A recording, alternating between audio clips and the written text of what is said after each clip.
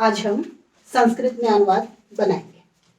मैं आप लोगों को एक एक वाक्य बोलती जाऊंगी, आप उसको बताएंगे कि संस्कृत में क्या बनेगा। पहला वाक्य है, माता भोजन पकाती है।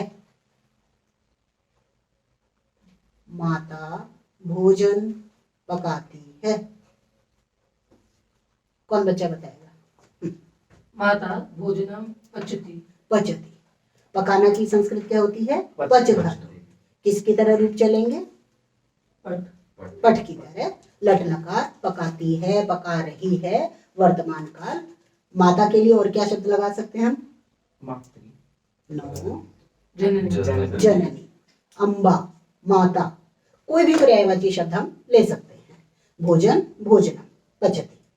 दूसरा वाक्य बताओ, पक्षी पेड़ों पर बैठे हैं। पक्षी पेड़ों पर बैठे हैं। शुभम आप बताओ। पक्षी वृक्षे तिष्ठति। थोड़ा और करेक्शन कर रहे हो। पक्षी बहुवचन है, उसकी संस्कृत पक्षी के लिए आप खग शब्द का प्रयोग करो। खगाः वृक्षे तिष्ठन्ति। पेड़ों पर, उसका भी बहुवचन। तो खगाः तिष्ठन्ति, दो शब्द आपके ठीक हो गए, बिल्कुल ठीक है। पेड़ों पर, वृक्षेषु सप्तमी बहुवचन। में पर अधिकरण सप्तमी विभक्ति। तो पक्षी यदि शब्द का प्रयोग करना है तो उसका बहुवचन होगा पक्षिणः। क्ष पे छोटी की मात्रा पक्षिणः। और खग पुल्लिंग शब्द खगाः। पेड़ों पर, एक पेड़ पे यदि होता तो वृक्षे। पेड़ों पर वृक्षेषु तिष्ठन्ति। अगला वाक्य आप लिखिए, सड़क के दोनों ओर वृक्ष हैं। सड़क के दोनों ओर वृक्ष हैं। मार्गस्य अभितः वृक्षाः सन्ति। करेक्शन करो कोई बच्चा, थोड़ी गलती है। मार्गम उभयतः वृक्षाः सन्ति। आप बताओ बेटा, इसका काफी कुछ ठीक है। दोनों ओर की संस्कृत क्या होती है? उभयतः या अभितः। इसके योग में द्वितीय विभक्ति, जिसके दोनों ओर, तो मार्ग मार्गम।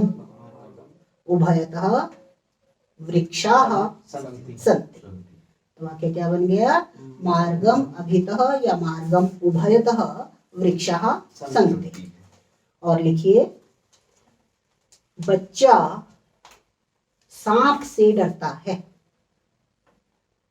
बच्चा सांप से डरता है। ये मार्जित आप बताओ बेटा। बालकाः, एक वचन, आ की मात्रा की आवाज नहीं आए। बालकः। हाँ, सांप को कहते हैं सर्प। जिससे डर लगे उसमें पंचमी विभक्ति। बहुत बढ़िया। सर्पात बिभेति। बिभेति। हाँ, ब पे छोटी की मात्रा बिभेति। बालकः सर्पात बिभेति। और सांप की जगह अगर वो शेर से डरता है तो सिंहात। बालकः सिंहात बिभेति। व्याघ्रात, तो पंचमी लगानी है आपको। अगला लिखिए, कछुआ धीरे धीरे चलता है। कच्छपः शनैः शनैः चलति। ये बड़ा याद है, बिल्कुल सही है। कछुआ को क्या कहते हैं? कछुआ की संस्कृत कच्छपः। धीरे धीरे एक अव्यय है, शनैः शनैः चलती। ठीक है। गंगा हिमालय से निकलती है। कच्छपः की स्पेलिंग गलत लिखी आपने। गंगा, हाथ चलाओ, हिमालय से निकलती है। निकलने में भी अलग होना, पंचमी विभक्ति। गंगा हिमालयात्। Very good, very good. गम धातु के साथ निर उपसर्ग लगा दो। निर्गमिष्यति, निर्गच्छति। निर्गच्छति, लट लकार, निकलती है। गच्छति गम धातु में हम निर उपसर्ग जोड़ देंगे तो गच्छति जाती है और निकलने के लिए निर्गम निर्गच्छति। कहाँ से निकलती है? हिमालयात, पंचमी विभक्ति। गंगा हिमालयात निर्गच्छति। और वाक्य लिखिए आप, पेड़ हमारे मित्र हैं। पेड़ हमारे मित्र हैं। वृक्ष, पेड़ की संस्कृत में वृक्ष, बहुवचन कर दो। बहुवचन, वृक्षः वृक्षाः बहुवचन, वृक्षाः वयं हमारे, हम सब अस्माभ्यः अस्माभिः षष्ठी विभक्ति का प्रयोग करो।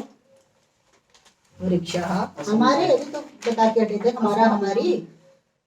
बोलो बोलो। अस्माकं अस्माकं। अस्माकं वृक्षः अस्माकं मित्रं सन्ति बहुवचन, बहुवचन। मित्र मित्रे मित्राणि मित्राणि। तो वाक्य क्या बना? वृक्षाः वृक्षाः अस्माकं अस्माकं मित्राणि मित्राणि सन्ति। और वाक्य आप बताओ। वन के समीप एक नदी बहती है। वनस्य समीपम् एकः नदी वहति वहति। थोड़ा करेक्शन करने की जरूरत है। नदी का विशेषण क्या है यहाँ पर? एक। तो नदी कैसा शब्द है? स्त्रीलिंग। एका एका, विसर्ग नहीं। तो दोबारा बोलो। वनस्य समीपे एका नदी वहति वहति। आप बोलो ये दोबारा मार्जित। वनस्य समीपे एका नदी वहति। वनस्य समीपे एका नदी वहति। और वाक्य है, उसका पुत्र, लिखिए, उसका पुत्र छात्रावास में रहता था। तस्य पुत्र छात्रावासे वसति। रहता था, भूतकाल। अवसत। भूतकाल के लिए कौन सा लकार लगता है? लंग लकार। लंग लकार। और दूसरी तरह से हम कैसे लिख सकते हैं? मान लो हमें लंग लकार का प्रयोग नहीं आता करना। वसति स्म। वसति स्म। लट लकार की क्रिया लगा के स्म लगा दो तो वो भूतकाल का सूचक होता है। उसका पुत्र, तस्य। अब मान लो हम उसका स्त्रीलिंग के लिए सोचें। तस्याः, तस्याः या तस्य पुत्रः छात्रावासे में, सप्तमी, अवसत या वसति स्म। आज का अंतिम वाक्य। नदी के तट पर अनेक पेड़ थे। आराम से बनाओ पहले। नदी के तट पर लिखो, अनेक पेड़ थे। नदी नदी नदी तटे, या तो समस्त पद बना दो और या नदी में षष्ठी विभक्ति लगाओ। नद्यां तटस्य नद्याः तट पर, तटे तटे। अनेके वृक्षाः सन्ति थे, अनेके थे, भूतकाल। अनेके आसीत् आसीत, आसन आसन। तो पूरा वाक्य फिर से बोलिए एक बार। नदी नदी तटे, एक लाइन के नीचे, यानी समस्त पद बन गया। यदि हम इसको अलग अलग लिखें, नद्याः तटे अनेके वृक्षाः। अब यहाँ समझने की बात क्या है कि वृक्ष का विशेषण है अनेक। अनेक सर्वनाम शब्द है, तीनों लिंगों में इसके रूप चलते हैं। तो अनेके वृक्षाः, यहाँ खासकर याद रखना, ध्यान रखना इस बात को जब आप एग्जाम दें। अनेकः वृक्षाः नहीं करना। अनेके खगाः, अनेके वृक्षाः, पुल्लिंग शब्द के साथ आपको अनेके लगाना है। थे तो आसन, अस धातु का लंग लकार, आसीत, आस्ताम, आसन। ठीक है। आज के लिए इतने ही वाक्य, इनका आप अभ्यास करना। ठीक है। होमवर्क में मैं और 10 वाक्य लिखवा दूँ।